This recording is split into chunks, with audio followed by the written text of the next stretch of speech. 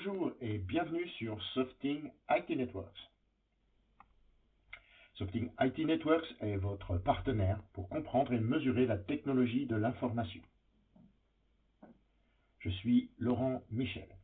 Aujourd'hui, avec certification 5 repères et pour les prochaines 15 minutes, nous explorons méthodes et dépannages pour mieux certifier les liens de câbles de réseau LAN. En effet, la certification peut être difficile. Un nombre de paramètres parfois complexes doivent être déterminés pour être mieux mesurés. Quelle méthode pour mieux travailler? Avec un autotest, on obtient une série de tests. Avec une croix rouge échec, avec une coche verte succès. Parfois, il est indiqué que la mesure est limite avec une étoile. En outre, certains tests sont donnés à titre d'information et n'apparaissent pas comme échec ou succès. Au demeurant, les tests ont tous une valeur propre et sont extrêmement utiles. Perdu? Je vous propose 5 repères. Pour ce webinaire, nous ne couvrirons pas les standards expliqués dans notre webinaire enregistré l'autre semaine. Je vous propose de découvrir ou redécouvrir 5 repères, 5 points forts qui font partie de l'ensemble certification pour mieux mesurer le réseau LAN de câblage cuivre avec paire torsadée et pour une installation plus rapide et souple. Commençons par les composants. Les plus souvent rencontrés sont panneaux de brassage, câbles, prises et fiches, points de consolidation. La somme des composants individuels devient le lien. Le lien relié à un switch branché au secteur construit le réseau, comme vous le savez. Tous les composants doivent être homologués au standard choisi pour la certification, classe EA ou catégorie 6A par exemple. Comprendre le type de lien, c'est comprendre la topologie du lien à tester. Les fiches sont-elles mâles ou femelles? Et pour cela, il faut connaître ce qui est installé de bout en bout du circuit à tester. Le lien traverse-t-il un point de consolidation? Quelle différence la mesure PL, CL ou MPTL fera? Votre outil, le Wire Expert, est le compagnon de votre expertise de chantier. Sachez l'utiliser. Je vous recommande notre webinaire câbles et types de liens enregistré sur notre site pour plus d'informations.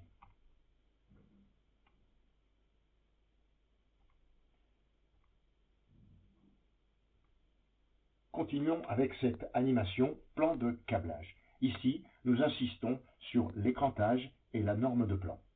Les câbles à paire torsadée améliorent l'équilibre du signal et réduisent les influences parasites. Ainsi, même si le plan de câblage est droit, une paire de fils trop détorsadés entraînera un nombre de défauts, notamment celui de la paradiophanie, que nous verrons ensuite. Si l'outil utilisé pour monter les fiches et les prises vous aide au mieux, la construction du connecteur l'est également, et le fabricant que vous choisissez. Il est donc important de bien construire les connecteurs en respectant le montage et isolation des paires. En ce qui concerne le dépannage pour le plan de câblage, bien sûr, le blindage UTP et STP, donc UTP sans isolation, STP avec une isolation qui peut être un écrantage ou un blindage, paires croisées, inversées, etc. Donc, est-ce que vos fils sont droits? Et la norme de blanc, bien entendu. Sur cette image, deux types de câbles blindés. Un STP avec sa mèche d'écrantage et un FTP avec son film d'isolation. Et le descriptif de ce qui les constitue. Le plan de câblage est produit par la carte TDR du Wire Expert qui indique le type de câblage, mesure la distance totale du lien et a la faute sur les fils. Il vous indique si le blindage est connecté de bout en bout. Tous les Wire Experts sont équipés d'un grand écran LCD avec l'unité dite locale comme l'unité remote, que vous pouvez d'ailleurs interchanger en configuration, capable de vous détailler chaque recettage. Maintenant, la paradiaphonie, la next en anglais, near and crosstalk. Avec deux paires de fils de cuivre qui symétriquement suivent un même chemin de lien, des liaisons qui sont dites inductives et capacitives, apparaissent. Le signal d'une paire se retrouve dans l'autre. C'est ce qu'on appelle des interférences du bruit, plus exactement la diaphonie et la paradiaphonie. Elles perturberont la transmission des signaux de données. Et en ce qui concerne le dépannage, voici un ensemble de points à vérifier. Notamment, une paire de fils a été trop détorsadée au sertissage. Je vous rappelle, pas plus de 1/2 cm de détorsadage pour un câble pour monter une prise ou une fiche. En catégorie 6A, classe A. La paradiaphonie, c'est donc le couplage de signaux transmis d'une paire sur une autre paire d'un même lien. Elle est mesurée aux deux extrémités du lien.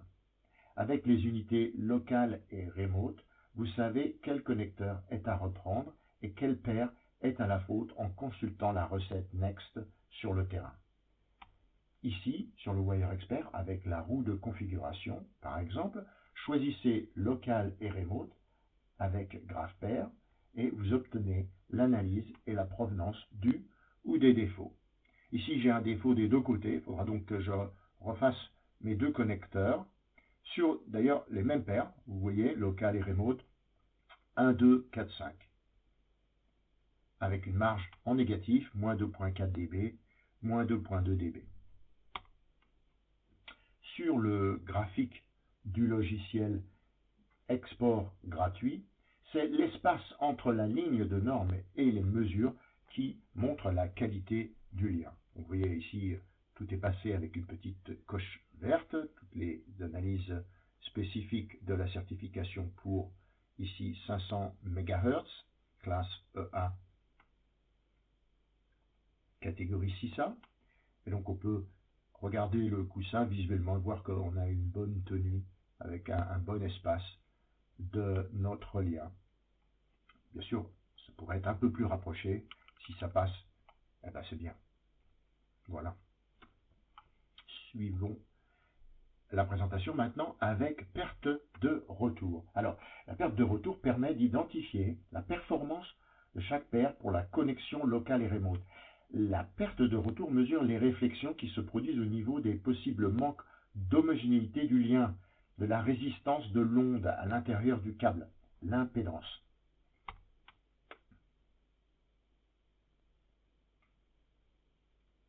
Pour plus d'informations, consultez nos blogs. Je vous ai mis l'adresse URL en bas de page.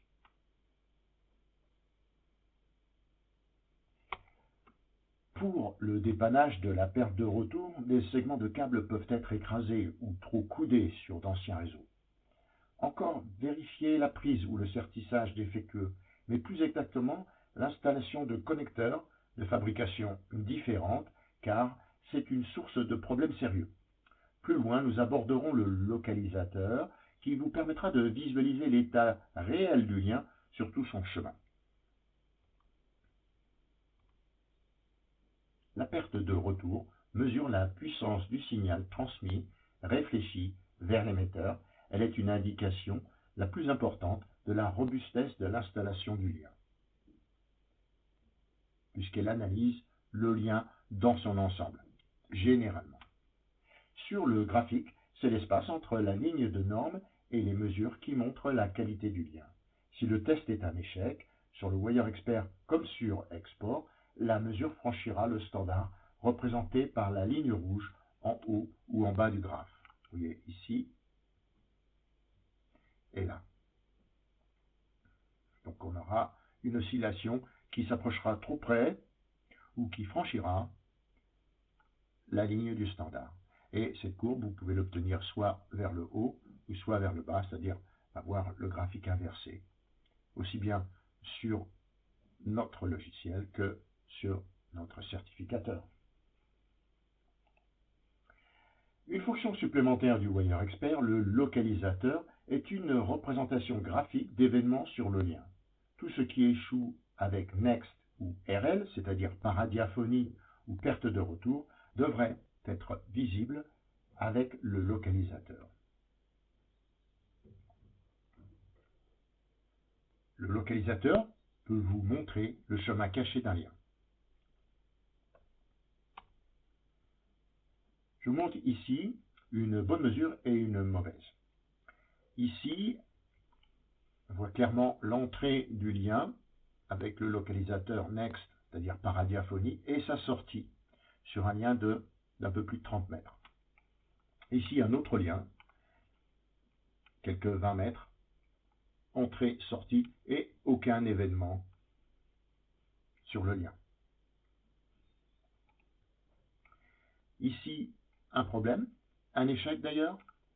On voit l'entrée du lien et sa sortie. On voit le même lien cette fois-ci, puisque c'est plus logique de représenter la même chose, puisqu'on a une erreur.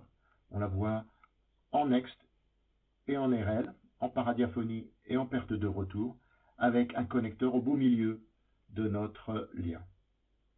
Donc une solution recablée, c'est relativement court, de recabler à moins de 15 mètres, enfin 12 mètres. Mais une autre chose, la possibilité en ISO d'utiliser le type de lien PL3 qui peut supporter un connecteur supplémentaire sur le lien. Maintenant, un autre échec, en perte de retour. Tout a été vérifié et aucun problème n'a été découvert, aucun problème physique, si ce n'est que le fait que nous avons bel et bien un échec et le lien n'est pas certifié, le lien n'est pas accepté à 19 mètres. Sur l'écran du Wire Expert, on peut voir que la localisation Next ne montre rien. Les paires et le blindage semblent être intacts. Entrée, sortie. On voit un mini blip ici peut-être. On peut zoomer. Par contre, avec la perte de retour, nous découvrons deux pics d'environ la même hauteur sur toutes les paires de câbles. La distance entre les pics est d'environ 2 mètres, soit à peu près la largeur de la voie d'un véhicule, peut-être un chariot élévateur qui a roulé sur les câbles posés à terre. Le câble a été écrasé par un chariot élévateur avant l'installation. C'est un classique. Le câble est perdu, le lien devra être réinstallé. Nous arrivons au terme de notre webinaire. J'espère que cette courte présentation est utile et vous a été d'un intérêt particulier. C'est au nom de Softing IT Networks que je vous remercie de votre participation.